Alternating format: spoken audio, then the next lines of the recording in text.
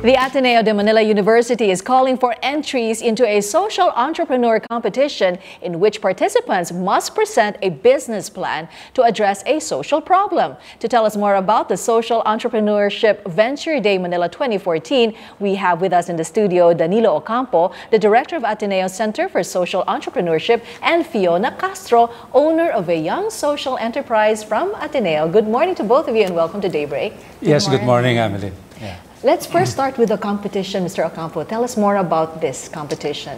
Yes, the competition is intended to discover and recognize young social entrepreneurs, meaning these are entrepreneurs who are putting up businesses addressing specific social problems. And we're giving out a total of about 1 million pesos in prizes to the winners. How many winners are you looking for? There will be 5 winners. 5 winners. That's right, with 200,000 pesos prize for each winner. So you have to identify first the social problem and then you come up with a business plan or something like that. That's right. So who can join? Somebody who has an existing business, or can a newcomer or somebody who wants to enter into a social entrepreneur? Both. Yes, the competition is open for existing social businesses who are existing for not more than 3 years. Not more than 3 years. And who have not received either capital or equity or prizes amounting to 2 million pesos or $50,000. I see. Yes. So they have to have had like their own means of coming up with their capital.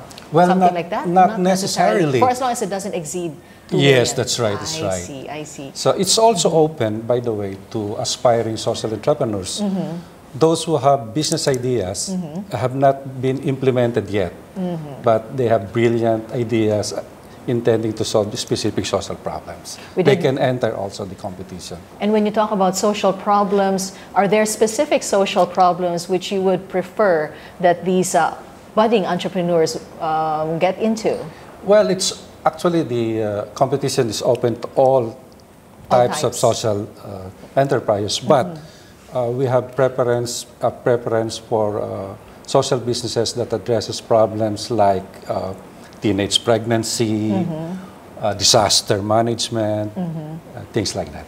And speaking of disaster management, I know, Fiona, that's the social disaster, or anyway, disaster preparedness or relief operations is what you had in mind. Tell us more about how you came up with your program or with your business. So basically, actually, this started as a thesis project for our, it was a new track under the Leadership and Strategy program of the School of Management in Ateneo. So this is the social entrepreneurship track.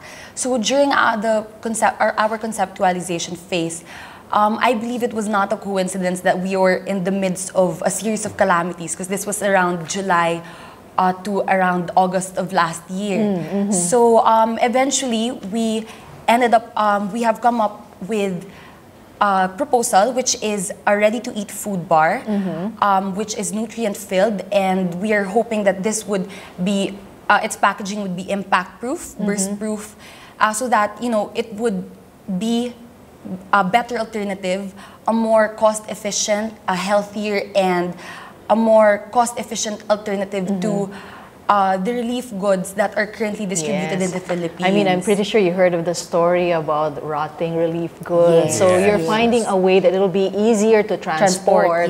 And in a bar, it's supposed to be, you mentioned off the air, it's about 300 to 350 calories, just enough for a meal. Yes. I see. So that is it. Your company is called Ayuda Food Aid. Yes, Ayuda Food Aid. Which means help, right, in Spanish, English. Yes. So that your program, your business, because some people think when it's social entrepreneurship, is it non-profit? But it's not, right? You still earn, but how does it go? I mean, I heard that there are those who are hesitant to go into it, and you refer to it as a road less traveled. But tell us more about being a social entrepreneur, Fiona.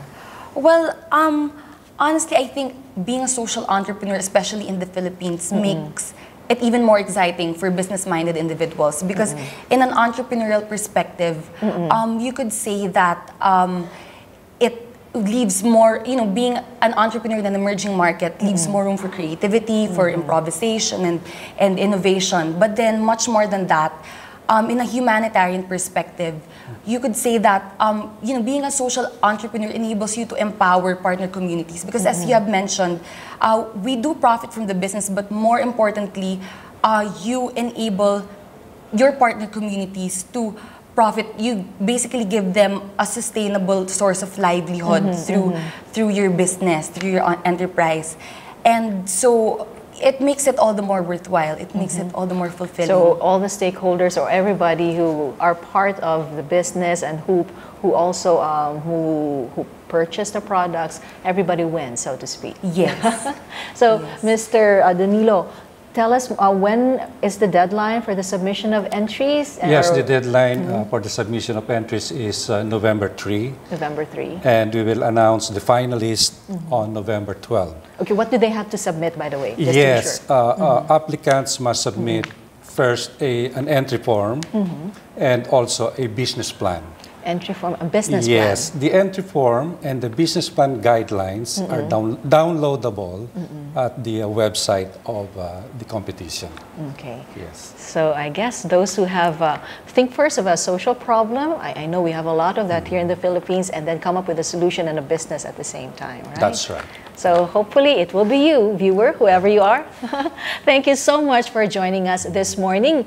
We have just spoken with Danilo Ocampo. He's the director of Ateneo Center for Social Entrepreneurship. And of course, with him is Feona Castro. She's the owner of Ayuda Food Aid, a young social enterprise from Ateneo.